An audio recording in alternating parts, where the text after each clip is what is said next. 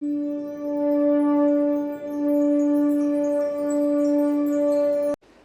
राम। पितृदोष के बारे में बहुत सी बातें आपने सुनी होंगी और बहुत से उपाय किए होंगे।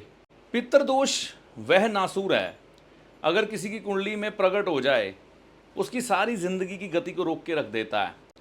इंसान की जिंदगी के मुख्य 4 स्तंभ, पहला अच्छी सेहत, दूसरा फाइनेंस, तीसरा जीवन साथी, चौथा आपके बच्चे।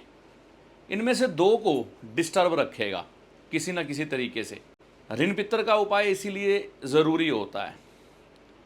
ऐसा नहीं है कि ऋण पितर से मुक्ति नहीं पाई जा सकती, यानी कि पितृदोष खत्म नहीं किया जा सकता। पितृदोष खत्म होता है, बस इसमें ज़रूरत होती है समर्पण की सभी लोगों के।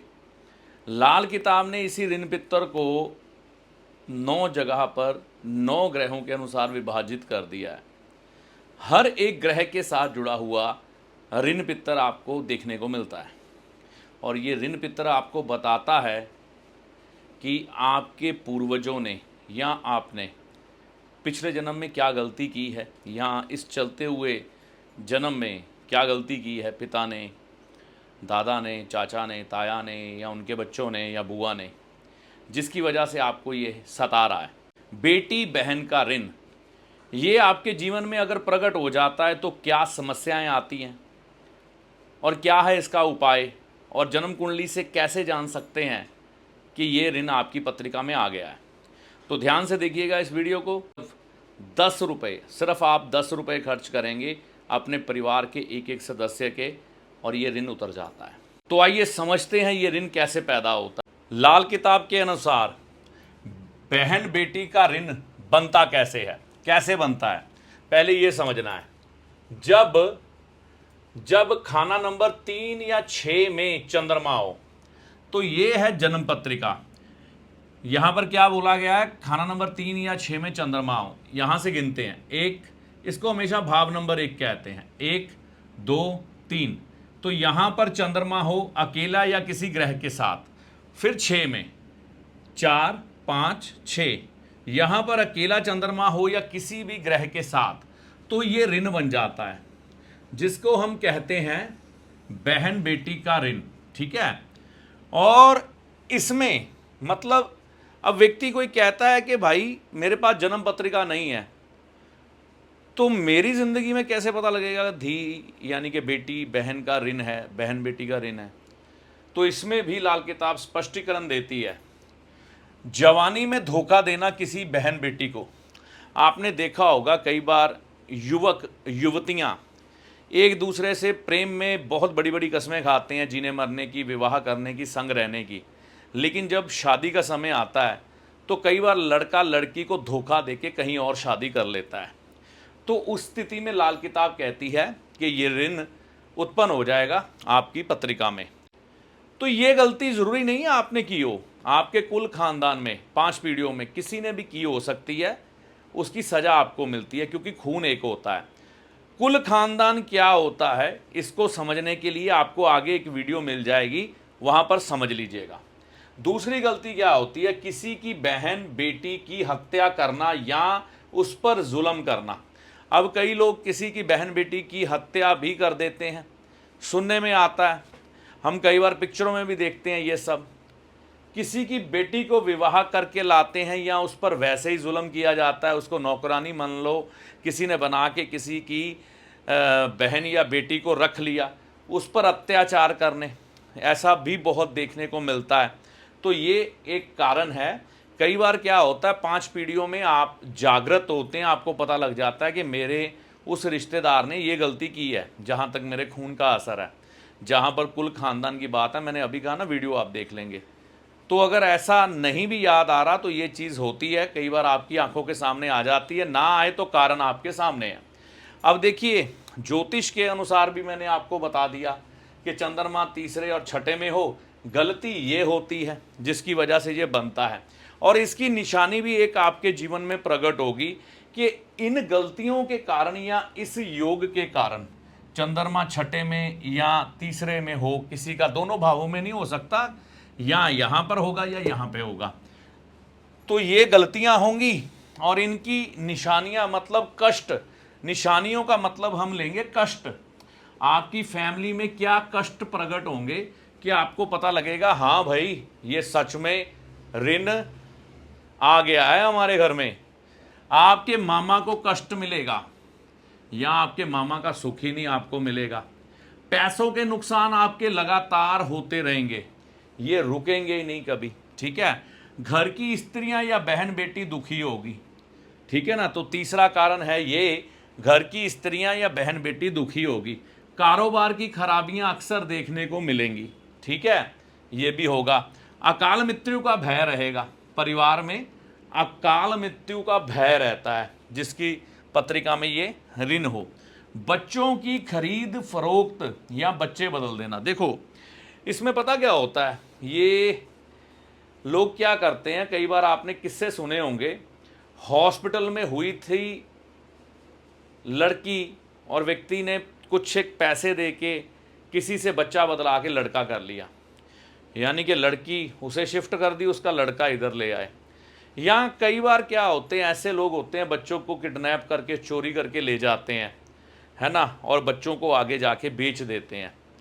खरीद फरोख्त करना, ठीक है ना। तो कोई जाकर बेच रहा है, कोई खरीद रहा है, तो अपनी वंश वृद्धि को चलाने के लिए कई लोग अपना शहर छोड़ के दूसरे शहर में चले जाते हैं, किसी का बच्चा अडॉप्ट करके वापस आ जाते हैं कि हाँ भाई हमारा ही बच्चा है। तो ऐसी चीज़ें समाज में होती हैं, आप देख सकते हैं, आपको नज़र आ जाएगी। तो ये निशानी है, मतलब ये सब चीज़ें परिवार में घटने की संभावना रहती है, ठीक है। अब इसका उपाय कितना आसान है, ठीक है ना। उपाय बहुत आसान है इसका। कहते हैं कुल खानदान से पीली कोड़ी एक एक लेकर जलाकर उसकी राख उसी दिन जल प्रवाह करें। अब दिन कौन सा होगा, वो बुधवार ले लें, क्योंकि ये बुध से जुड़ा हुआ ऋण है, ठीक है ना। ये जो ऋण है ना, ये बुध का ऋण है बहन बेटी, क्योंकि बहन बेटी बुध की है, तो बुध से जुड़ा ऋण है, तो बुधवार ही इसका उपाय करेंगे, ठीक है ना। तो बुधवार को उसकी राख को जल प्रवाह करना होता है। पीली कोड़ियाँ, पीली कोड़ियाँ क्या होती हैं, जैसे सिप्पी नुमा होती हैं, आप समझ सकते हैं। कोडियाँ पंजाब में उसे कोडियाँ कहते हैं। जर्द कोडियाँ, लाल किताब में जो लिखा है, जर्द का मतलब होता है पीला, पीले रंग की कोड़ियाँ, ठीक है। पीले रंग की कोड़ियाँ लेके उसको जला के राख को जल प्रवाह करना है। यहाँ पर लिखा है कुल खानदान, आप अकेले नहीं, कुल खानदान से, ठीक है ना, ये लेके करना है। अब कुल खानदान क्या है, ये आपको अभी इस वीडियो में आगे पता लग जाएगा। पहले ये वीडियो देख लें कि कुल खानदान किसे कहते हैं। महत्वपूर्ण बात, कुल खानदान में जो लोग जीवित होंगे सिर्फ उनकी गिनती करेंगे, और खानदान में जैसे परदादा की परदादी हो गई, दादा की दादी हो गई, पिता की माता हो गई, आपके पिता हुए, उनकी जो धर्मपत्नी है वो आपकी माता हो गई, और आपकी पत्नी हो गई, इनके खानदान की गिनती नहीं करेंगे, ठीक है ना। सिर्फ इनकी गिनती करेंगे, यानी कि परदादी की, दादी की, माता की, पत्नी की, इनकी गिनती होगी, लेकिन इनके खानदान की गिनती नहीं होगी। बड़े आराम से बताऊंगा, समझिएगा। सबसे पहले शुरू करते हैं परदादा परदादी से। कई जगह भारत में परदादा परदादी जिंदा होते हैं, इसलिए मैं ले रहा हूँ। तो आगे चलता हूँ दादा दादी। अब यहाँ पर दादा के भाई और भाभी, जितने भी भाई होंगे दादा के, वह सब लेंगे और उनकी पत्नियों को लेंगे। अब दादा के भाइयों के बच्चे, तो यहाँ पर भाभीियों की गिनती तो पहले ही हो गई ना, तो अब ये इनके जो बच्चे होंगे उनकी गिनती लेंगे, चाहे वो लड़का हो चाहे लड़की हो। यहाँ पर दादा के भाइयों के बच्चों के बच्चे, बड़े आराम से समझिएगा। अब दादा के भाइयों के जो बच्चे होंगे, यानी कि उनमें जो लड़के होंगे, लड़कों की पत्नियां गिनेंगे हम, लड़कों की पत्नियां गिनेंगे, लेकिन जो लड़कियां होंगी ना उनको सिर्फ अकेली लेंगे, ठीक है ना, उनकी गिनती अकेली होंगी। तो यहाँ पर दादा के भाई, दादा के भाइयों के बच्चे, दादा के भाइयों के बच्चों के बच्चे, तो यहाँ पर क्या हुआ, बच्चों की पत्नियां भी हो गई, ये ध्यान रखिएगा, क्लियर। अब आगे चलता हूँ, दादा की बहन, दादा की बहन को गिनेंगे और बहन के बच्चे, चाहे लड़का हो चाहे लड़की हो, उसकी गिनती होगी। फिर आगे बढ़ते हैं, फिर आपके पिता की बारी आ गई। अब यहाँ पर दादी के खानदान को नहीं लिया तो माता के खानदान को भी नहीं लेंगे, लेकिन दादी और माता की गिनती तो करेंगे। तो आपके पिता के जितने भी भाई हैं, चाहे छोटे हैं चाहे बड़े हैं, उनकी गिनती करेंगे। मान लो बड़े हैं तो ताया ताई हो गए, छोटे हैं तो चाचा चाची हो गए।